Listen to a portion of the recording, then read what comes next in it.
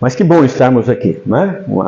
Um número considerável de pessoas presentes ao redor da palavra do Senhor para aprendermos. Muito obrigado, irmão. Aprendermos dela. Isso é um privilégio, não é? Eu perguntei para o irmão Adir, agora mesmo, se a grande maioria dos que aqui estão foram nascidos ou estão sendo criados em um lar cristão. Ele disse que sim. Né? Que privilégio. Quando eu penso nessa questão de termos o privilégio de nascer em um lar cristão, de ser criados em um lar cristão, é algo preciosíssimo. Nós temos a lei do nazireado. Um nazireu era alguém que era separado por Deus desde a sua concepção, desde o ventre materno, para um serviço específico para o serviço do Senhor. Nós temos, no caso de Sansão e outros que foram escolhidos assim. E eu tenho o privilégio de pensar que cada pessoa nascida em um lar cristão é um nazireu de Deus. No momento em que a mãe tem conhecimento de que ela está gerando um ser, e ela compartilha isso com o esposo, a partir daquele momento, aquele ser que está sendo desenvolvido é colocado diante do trono da graça. É colocado diante de Deus, para que se desenvolva saudável, mas que principalmente na sua mais tenra idade conheçam o Senhor Jesus como único, suficiente Salvador. Eu tive o privilégio de nascer em um lar assim. A minha esposa teve o privilégio de nascer em um lar assim. E os nossos filhos tiveram o privilégio de também ser criados em um lar assim. E eu me lembro ainda, quando a primeira filha, quando a minha esposa disse, olha, eu estou grávida. Que alegria! E nós já nos aproximamos do Senhor Deus e já colocamos ela diante do Senhor. Quando os avós ficaram sabendo, já começaram a orar por ela também. Que privilégio, mas que responsabilidade tão grande também. Vamos abrir a Bíblia, a palavra de Deus, para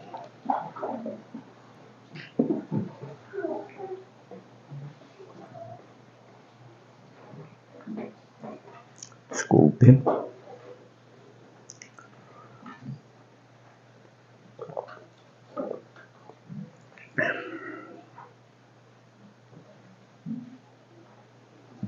Vamos para o Evangelho de João, capítulo 13.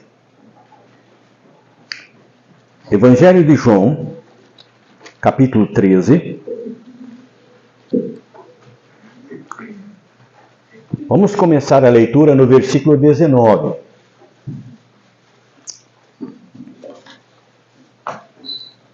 Evangelho de João, capítulo 13. Versículo 19. Esse é o Senhor falando com os seus discípulos naquela noite memorável, quando ele institui a ceia. E ele está falando com os seus discípulos e no versículo 19 ele diz assim: desde agora vou-lo digo, antes que aconteça, para que quando acontecer, acrediteis que eu sou.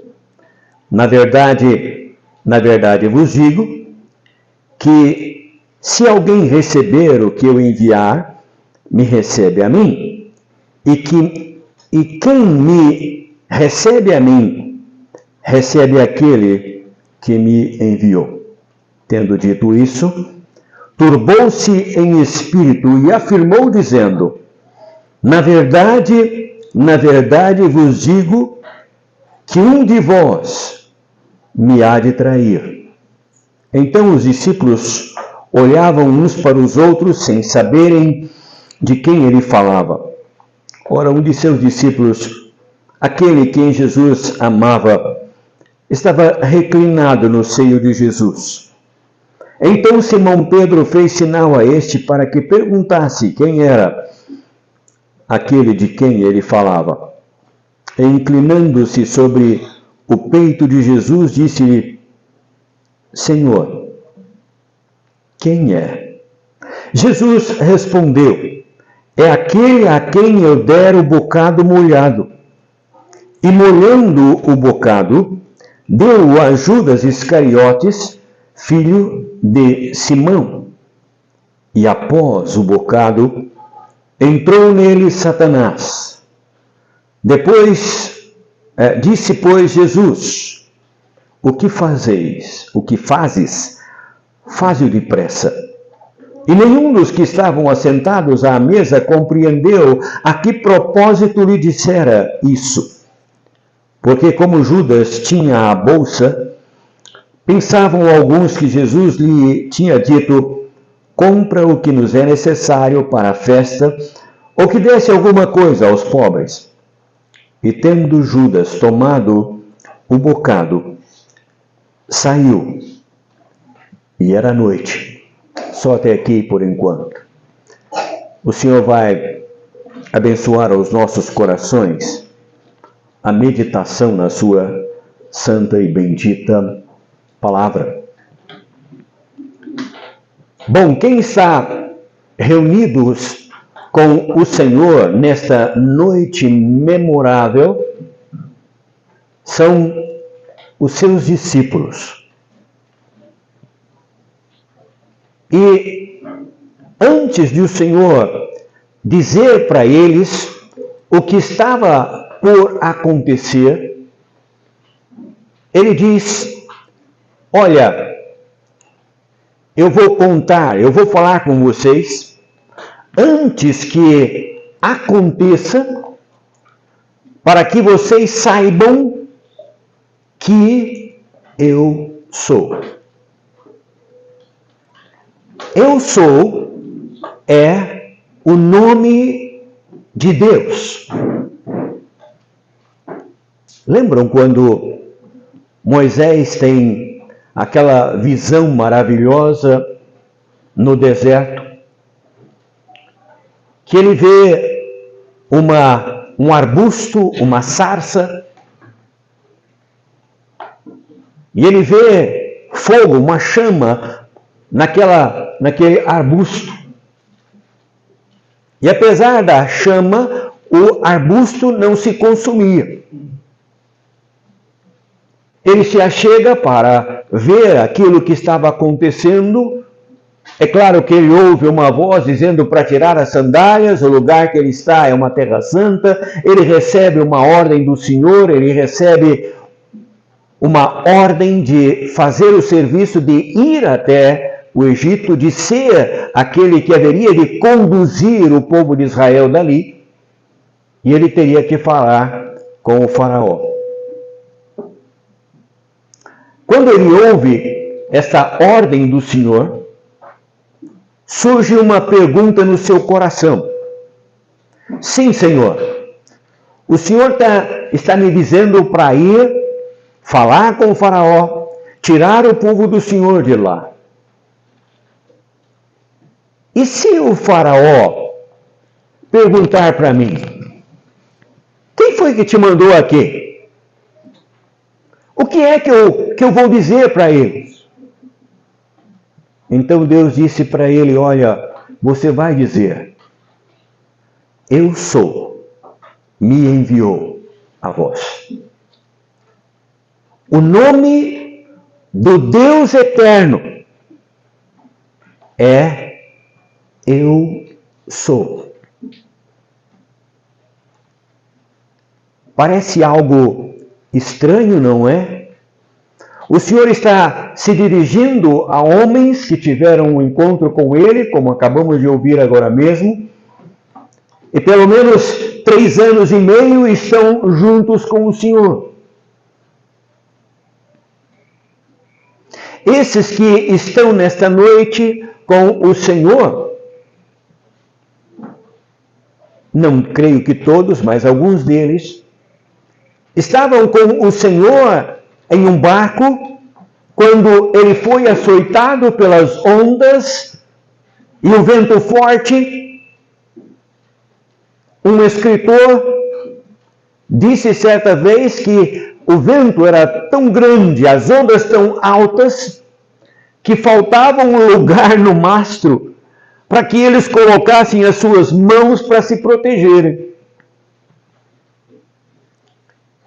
E quando o Senhor é despertado, porque eles estão amedrontados, aqueles homens disseram: quem é esse que até o vento e o mar lhe obedecem, ou o inverso, o mar e o vento lhe obedecem? Sim, é o grande Eu Sou. Mas aqui parece que o Senhor tem que voltar a frisar para eles. Olha, eu vou falar alguma coisa com vocês, e eu vou dizer já com antecedência, para que quando acontecer, vocês saibam: eu sou Deus, eu sou o Eterno. E sabe, ali estão os discípulos diante do Senhor. E depois que a gente encontrou o Senhor dizendo que iria dizer isso, para que quando acontecesse eles soubessem, depois do Senhor dizer sobre aquele que receber, a quem ele enviar e tudo mais, aí nós chegamos a um versículo emocionante. É o versículo 21. Tendo dito isso, turbou-se em espírito. Meu querido, você sabe por que o Senhor turbou em seu espírito? Ali estão pessoas diante dele que estão convivendo e vendo tudo aquilo que o Senhor estava fazendo, mas que não haviam ainda crido nele, ou não conheciam quem realmente ele era.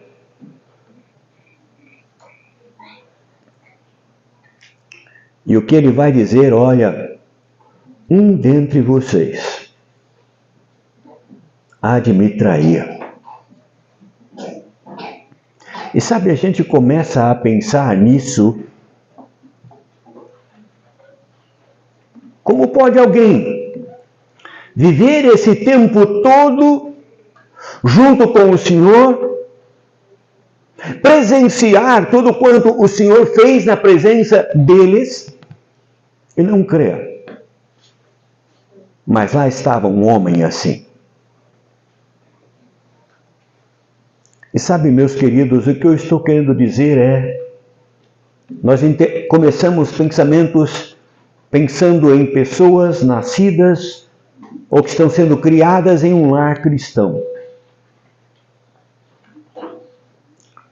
Quantas vezes nós não valorizamos o privilégio que temos de nascer em um lar cristão? Nós nos acostumamos a ouvir o Evangelho.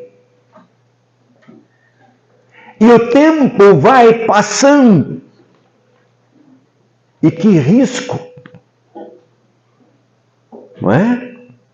Isso é brincar com algo extremamente sério.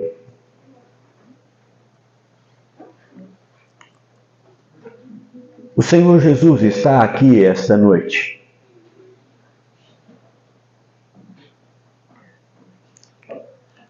E quando nós nos levantamos para entregar a mensagem dele esta noite, aquilo que aconteceu na noite em que acabamos de ler, aconteceu com ele esta noite por sua causa. E turbou-se Jesus em espírito. Ou como ele se preocupa com uma pessoa que ouve a respeito dele. Como ele se preocupa com pessoas que têm a experiência de conviver com alguém que lhe pertence, mas que ainda não creu nele como Salvador. Ainda não se arrependeu dos seus pecados.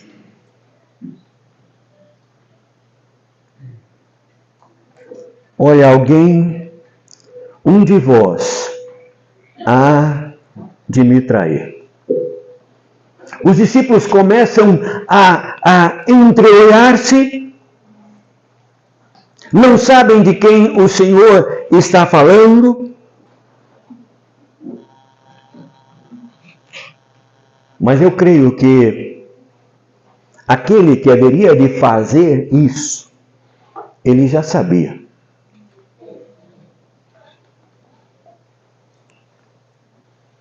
Se ele não tinha conhecimento até então de que o Senhor Jesus é o grande eu sou, agora estaria extremamente preocupado, extremamente envergonhado.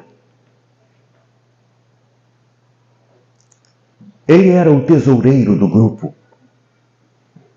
É ele que trazia sobre o seu poder a bolsa onde eram recolhidas ofertas para a manutenção dos discípulos que estavam ao redor do Senhor. Um homem que parecia demonstrar uma grande piedade, uma grande preocupação com os outros.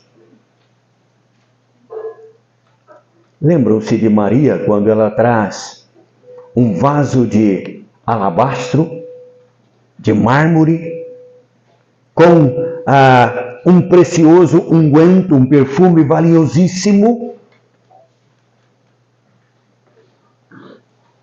E ela chega e ela derrama tudo aquilo sobre o corpo do Senhor Jesus. Vocês se lembram o que aquele homem que há de trair o Senhor, o que ele falou? Mas que desperdício, não é? Isso poderia ser vendido por uma grande soma, por um valor altíssimo, e poderia dar aos pobres. Mentiroso. Ele não estava pensando em pobres coisa nenhuma. É porque ele colocava a mão na bolsa e tirava de lá aquilo que era colocado para o Senhor, para o grupo, para o seu benefício próprio.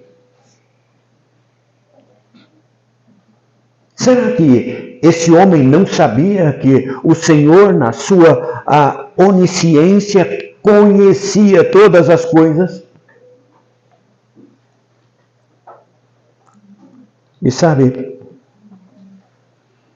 nós temos uma outra lição importantíssima aqui.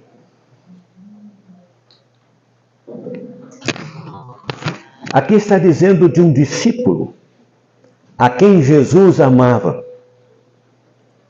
Alguém que estava reclinado no peito do Senhor Jesus. Quem sou eu para como é que se diz? Falar com aqueles que conhecem os originais e que traduziram a Bíblia, a palavra de Deus. Fizeram um trabalho magnífico, não é? Mas eu acho que a expressão, aquele discípulo a quem Jesus amava, não traz um destaque maior a João, aquele discípulo. Eu creio que todos os discípulos que estavam presentes ali poderiam usufruir da mesma liberdade, da mesma comunhão que João tinha. O Senhor os amava igualmente. Agora, vamos olhar para a gente como servos do Senhor. O Senhor não ama um mais do que o outro. Ele ama a todos igualmente. O que acontece é que alguns têm mais liberdade com o Senhor, se aproximam do Senhor, têm esse contato mais íntimo com o Senhor. E eu pergunto, meu irmão, minha irmã, você tem aproveitado essa liberdade, esse contato com o Senhor? Tem se reclinado ao seu seio, ao seu peito? Aqui estão os discípulos olhando um para o outro. Se direcionam para João, aquele que está reclinado no peito do Senhor, para que ele pudesse falar com o Senhor e perguntar para o Senhor: quem é, Senhor? Não, qualquer um deles poderia ter tido esta liberdade. Que liberdade gloriosa! Bom, mas quando ele fala com o Senhor diz para ele: é aquele a quem eu der o bocado molhado.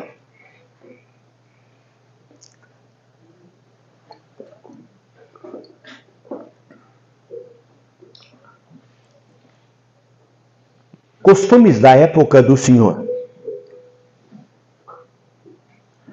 Uma pessoa poderia convidar para sua casa, para uma refeição ou para uma festa, uma quantidade de seus amigos.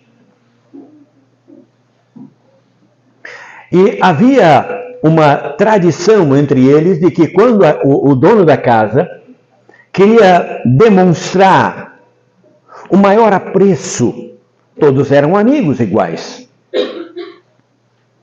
Todos tinham o mesmo relacionamento com ele.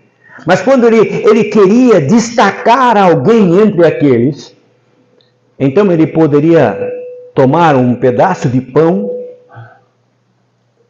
embeber aquele pedaço de pão, talvez num molho, ou talvez em um vinho. E então ele se levantava e ele direcionava para aquela pessoa e ele entregava para essa pessoa aquele bocado molhado. Ele estava destacando entre todos os amigos dele, que eram amigos, não deixaram de ser amigos, mas alguém que ele tinha uma intimidade maior. Sabe, eu fico pensando no tamanho da misericórdia do Senhor Jesus. Como ele é compassivo. Entre os seus discípulos há alguém que não o reconheceu ainda como Salvador. Ora, entre aquela noite e naquelas horas seguintes, a oportunidade por aquele homem teria passado como passou. Mas antes que isso acontecesse, o Senhor se aproxima dele, comovido no seu coração. O versículo 21 que nós lemos, turbou-se em espírito. Como o Senhor amava Judas. Ainda que dia após dia o Senhor pudesse olhar para ele e ver na sua frente um hipócrita, um mentiroso, mas um homem perdido, longe dele. E o Senhor quer transpor isso. O Senhor quer salvá-lo. Meu querido, minha querida, você já pensou nisso?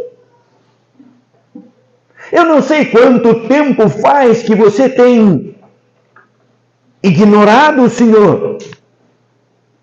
Eu não sei há quanto tempo faz que você tem ignorado os apelos do Senhor para a sua salvação.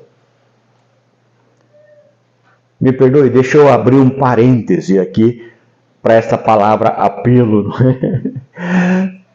Eu não estou dizendo de apelos de alguém dizendo, olha, vem, aceita Jesus. Nada disso. Eu estou falando de apelos quando você pode ouvir uma mensagem pura do Evangelho. Deus falando ao seu coração em misericórdia e o Espírito Santo agindo no seu coração, fazendo você sentir o peso dos seus pecados. Quantas vezes você já fez isso?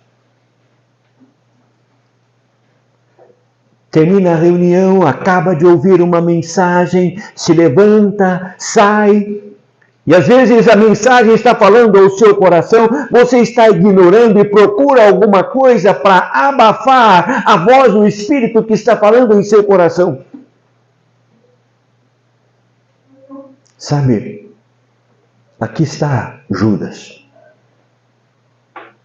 Aqui está alguém que fez assim constantemente.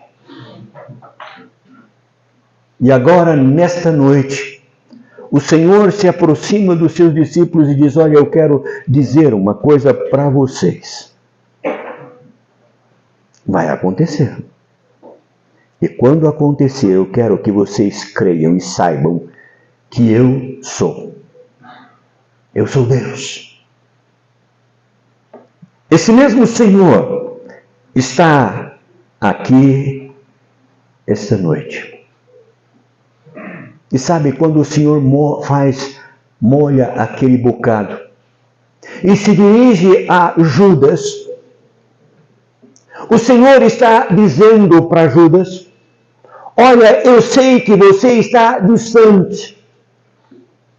Olha, eu sei que você tem ignorado aos convites, aquilo que você viu, as obras que eu fiz na sua presença, mas eu quero que você mude a maneira de ser, e eu quero que você seja salvo, por isso eu estou te entregando um bocado molhado.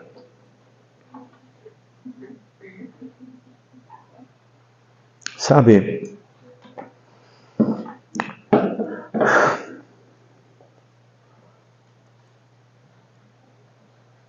Judas estava diante do Senhor.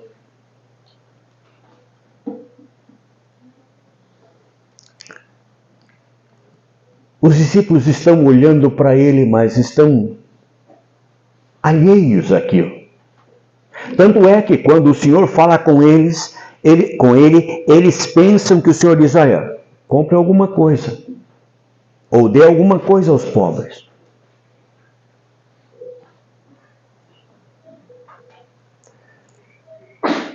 Mas Judas toma o bocado. E a Bíblia diz, e no momento em que ele toma o bocado, diz que entrou nele Satanás.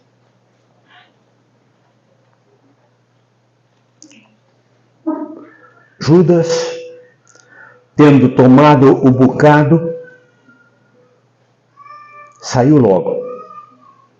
E o texto diz, e era noite. Não era noite apenas no sentido do horário já avançado, não. Era noite a vida daquele homem. Aquele que esteve durante todo esse tempo na presença daquele que diz, eu sou a luz do mundo. E ele não deixou essa luz raiar no seu ser, iluminá-lo. Ele fez isso propositalmente, ele não deixou. E o texto então diz que ele, ao tomar o bocado molhado, saiu e era noite. Era noite na vida desse homem. E aquele homem saiu nesse horário, como noite, da presença daquele que é a luz do mundo, para perder-se, e perder-se eternamente. Teve oportunidades? Sim, e quantas? Que privilégio estar na presença do Filho de Deus, do próprio Deus. Mas que responsabilidade, não é? Perder a oportunidade de crer nele como único e suficiente Salvador. Meus queridos, estamos diante do Senhor esta noite. Da mesma forma como ele fez com Judas, ele quer esta noite estender a sua mão para você. Ele quer salvá-lo.